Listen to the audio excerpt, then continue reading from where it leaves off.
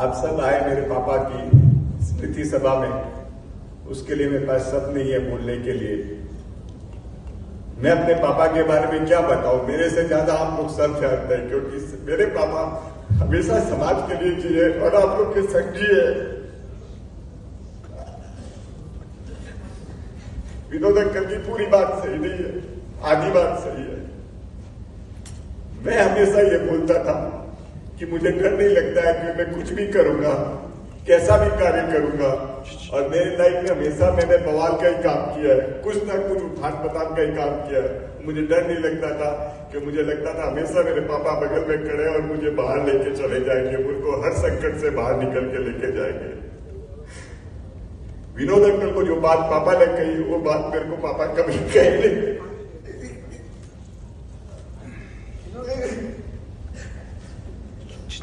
मेरे को उन्होंने कभी कही नहीं। मैं पापा से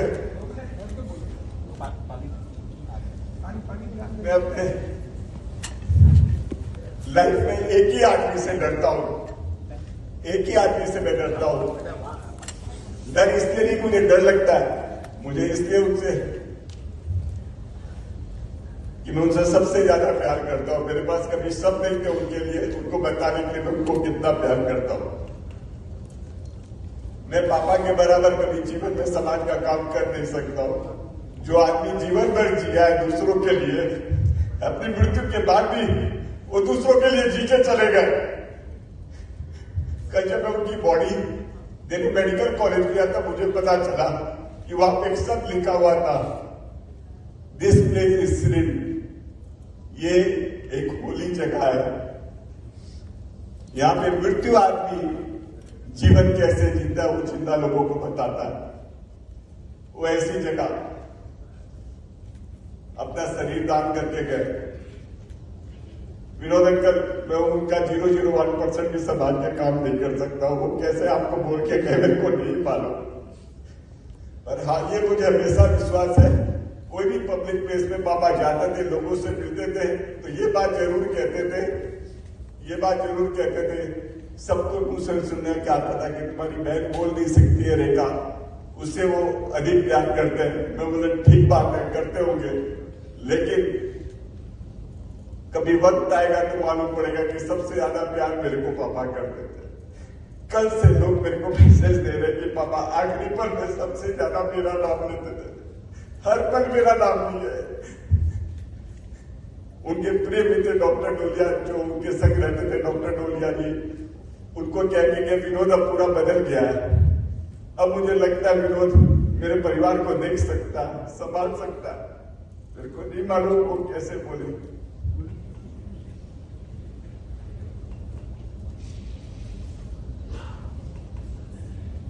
पिछले 15-20 साल में जब से मैं अपनी समझ से काम करने लगा हूं, मैं कहीं अटकता नहीं था, इसलिए मेरे को लगता था कि पापा का सपोर्ट रहेगा पीछे, तो उस उत्साह से काम करता था और निकल जाता था। पापा से मैं बात नहीं करता था, लेकिन 4-5 आदमी है उनका उल्लेख कर रहा हूं, उनसे जब भी मैं बात करता था तो मुझे लगता था इन सब का मिक्सचर है तो मेरे पापा है। जैसे मैं कभी छोटा था, जब पहली बार मैं सिगरेट फैक्ट्री, जब प्रेम भैया को मालूम है, प्रेम भैया के संग हमने सिगरेट फैक्ट्री जब लोग NTC स्टार्ट किए दिए, तो मैं पहली बार कोई सौदा करने गया तो उस सौदा का उस समय का वैल्यू 1996 में 13 लाख रुपया का करके आ गया था, और मुझे पता ही नहीं चला था कि वो जो सौदा मैंने किया था मैं 1 साल का सिगरेट पेपर खरीद लिया था, जबकि खरीदना चाहिए महीना इन्वेंट्री पर। मेरे पापा बोले चिंता मत कर, मैं हूं ना, मैं देख लूंगा। आज के टाइम में मैं कोई भी प्रॉपर्टी खरीदने जाता हूँ, कुछ भी खरीदने जाता हूँ, मेरे को मालूम कोई बात नहीं, वो संजय भैया बोलते मैं हूं ना, संजय जी स्वर्णा बोलते आई विल टेक केयर। जब सामाजिक दृष्टि में कोई बातचीत आती है, मैं कहीं भी अटका होता हूं, मैं जाना चाहता हूं पापा के पास, पर मैं उतना घबराता था कि उनके पास जाऊंगा तो मेरे को क्या बोलेंगे कि मैं उनके पास जा नहीं पाता था। शायद ठीक ही अभी मेरी बेटी ने गीत गाया, कभी माँ बाप की सेवा की नहीं, मंदिर जाने से क्या फायदा। ये बात सही है, उसका उल्लेख न हो कि मैं नहीं किया सेवा अपना माँ बाप का, जबकि मैं सब जगह गया। जब समाज की बात आती है विनोद अंकल के पास जाता हूँ, वो मेरे को राह दिखाते हैं। उनमें भी मेरे अमिक्सर मेरे को मेरे पापा का नजर आता है। फिर पिछले 2-3 सालों से शुक्रा का ऐसा सानिध्य मिला। मेरे को लगता था मेरे पापा फालतू डोनेशन करते हैं, जो आदमी आता है उनको डोनेशन कर देते हैं। तो उनके पास बैठने को सीखने को मिला कि जो दान देता है वो बड़ा या दान लेता है वो बड़ा, मतलब देता वही बड़ा, कॉमन सेंस की बात है। तो वो बोलते नहीं, जो मांगता है वो बड़ा, कितना संकोच करके मांगते हैं। अब मेरे को मालूम पड़ा कि मेरे पापा आज तक दान देते थे, मैं सोचता था कि वो बड़े, पर वो अपने आप को छोटा समझ के दान करते थे। थैंक यू शुक्ला भाई साहब, मेरे को वो काम सिखाए। पापा के पास रहता हूँ तो डर नहीं लगता था। जैसे बताया विनोद अंकल को, हम लोग बचपन से ही उस माहौल में पैदा हुए कि जहाँ डर नाम का भय ही नहीं है। मेरा परिवार को प्राय सब कोई जानते हैं कि वो किस तरह से जुड़े हुए रहते हैं। मतलब कोई भी कलकत्ता जैसा स्थान में कॉमन है, पर अब तो ठीक है, डेवलप्ड हो गया, सब न्याय व्यवस्था अच्छी हो गई। पर उस जमाने में न्याय व्यवस्था अच्छी नहीं थी। आज से मैं 20 साल 25 साल पहले की बात करूं, 15 साल पहले की बात करूं, किसी ना किसी का जमीन कब्जा हो जाना, लोकल चंदा का प्रॉब्लम, पॉलिटिकल प्रॉब्लम, गुंडा का प्रॉब्लम, क्लब का प्रॉब्लम हमारे घर में आते थे। एंड माय पापा, हम लोग रामेश्वर गार्डन में रहते थे, छोटे से 2 बेडरूम के फ्लैट में। हमारे घर में गाड़ी नहीं थी, पर कलकत्ता में ऐसी बड़ी कोई गाड़ी हमारे घर के नीचे खड़ी होकर मेरे पिता के सपोर्ट की आशा। मैं ये प्राउडली नहीं कह रहा हूँ, मेरे पापा का नेचर था कि उसको सपोर्ट करना, अपना खुद का कार्य कर न सके न कर सके, पर सपोर्ट करके निकल जाते थे। मेरे को याद है, हम लोग 1996 में बड़ी आपदा और विपदा से बाहर निकले। हम लोग की बागवाटी एसी मार्केट बन रही थी और उस समय जैन हॉस्पिटल का निर्माण सदानंद जी बाबा साहब यहाँ सामने, वो शायद गवाह होंगे, मेरे को याद नहीं है, पर जो मेरे को सुनने को मिला, मैं उतना समझ नहीं रखता था। पापा बताते थे कि विनोद, उसमें मेरी डोनेशन देने की इच्छा कि हमारे दादाजी कार्डियक अरेस्ट से डेथ हुई थी, तो उनको डोनेशन करने की इच्छा थी, पर डोनेशन करने के रुपया नहीं होता था। क्योंकि मेरे पापा कभी तलपट नहीं मिला है, हमेशा receive equal to income, payment equal to loss वाला हिसाब से कैटेगरी में चले। उनके हिसाब से जो दे दिया वो दे दिया। तो उनको पैसे की जब भी जरूरत पड़ती थी, गुडविल इतनी थी, पैसा मिलता था, तो उस आदमी का जब से बुरा समय आता तो नहीं मिलता था। लेकिन उन्होंने उस समय अपनी एसी मार्केट की सारी एसी बेच के भी डोनेट किया। कहने का मतलब उनका भावना यही था समाज का। तो मैं विनोद अंकल उनके मुकाबले में कभी नहीं कर पाऊंगा। मतलब वो लाइफ में कभी पैसे को बड़ा नहीं समझे, समाज को बड़ा समझे। उनके मित्र थे, मेरे को याद है, हर पिता चाहता अपना बेटे की शादी धूमधाम से हो। ऐसा कौन सा पिता है जो नहीं चाहता होगा कि बेटे की शादी धूमधाम से हो। तो मुझे पूछा, तुम कैसा शादी करना चाहते हो? बोले पापा राजा की तरह करना है। पिक्चर देखने का शौकीन की राजा हो, बैंड बाजा वाले, बारात निकले। तो पापा ने मेरे वैसे ही शादी किया। बोले किस तरह चाहते हो? बोले पापा खूब फटाका छूटना चाहिए, घोड़े होने चाहिए, हाथी होने चाहिए, रथ होने चाहिए।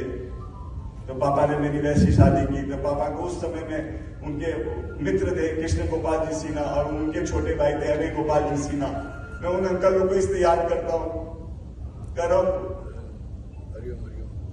पापा के संग में, पापा की कोई भी बातचीत रहे, ये लोग सपोर्ट पिलर थे। बोले विनोद का ये इच्छा ना वो पूर्ण होगा। परमिशन लीगली नहीं मिल सकते थे, पर मेरे को याद आज भी मेरे बारात के टाइम में अनय अंकल, सबसे अंकल रास्ते में, अनय अंकल जब भी चलते, जो जानते हैं गोपाल अंकल को कि वो रास्ते में चलते थे, लगता है शेर चल रहा है। वो सामने चले और पीछे से फटाके छूट रहे हैं, घोड़ा चल रहा है, हाथी चल रहा है, वैसे बारात पापा निकाले। शायद परसों का बात है, परसों से मैं ये सोचा कि अब मैं बहुत व्यवस्थित हो गया, अब मैं डेली रात को पापा के पास जाके सोऊंगा, लेकिन इनको मौका नहीं मिला। तो मैं आज इस मन से एक ही बात कहना चाहता हूँ हर बेटे को कि अपने पिता का साथ लो। हो सकता है बाद में सबको पछताना पड़ेगा मेरी तरह।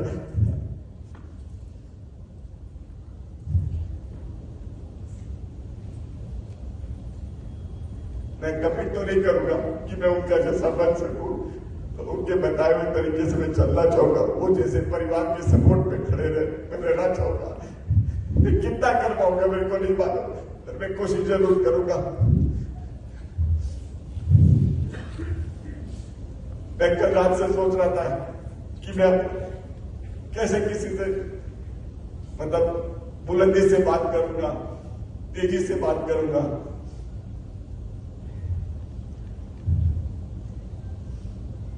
तो कोई मेरे को कहता है तुम्हारा पापा ऊपर से तुमको देख के सपोर्ट कर रहा होगा, कोई बोल रहा है कि तुम्हारे आत्मा में होगा। मेरे को नहीं मालूम वो कहाँ होंगे। मेरे पास वो ताकत नहीं उनको वापस लाने की,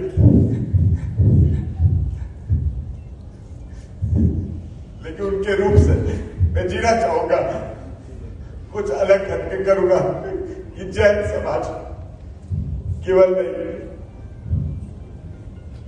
हर ह्यूमैनिटी उनको याद करे, हर ह्यूमैनिटी याद करे, ऐसा मैं करके जाऊंगा। मेरे को पता नहीं मेरे को कितना वक्त रहेगा। आज सुबह संकल्प भी आए घर में, हरेश भाई चिंता मत करो, तुम वैसे ही चलो, हम तुम्हारे साथ में, वी विल टेक केयर, सब आप लोग टेक केयर करेंगे। मेरे को मालूम है कि आप लोग सब पापा, आज जो इधर लोग आए ना, सुखराज अंकल मेरे लिए नहीं आए, सब पापा के लिए आए। पापा जितने मेरे दिल में बैठते हैं उससे ज्यादा आपके दिल में बैठते हैं।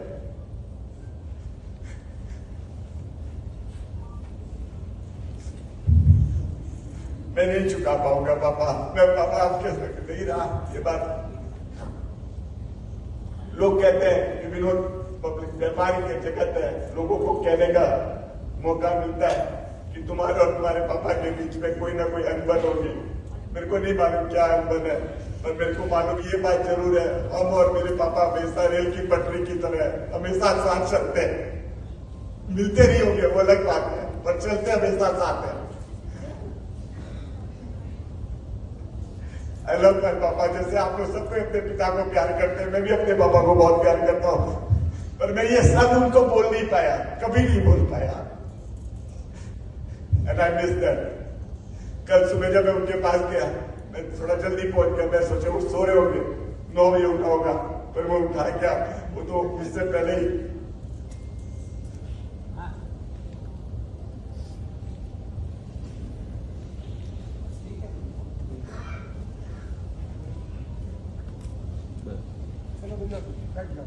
Thank you. प्रणाम।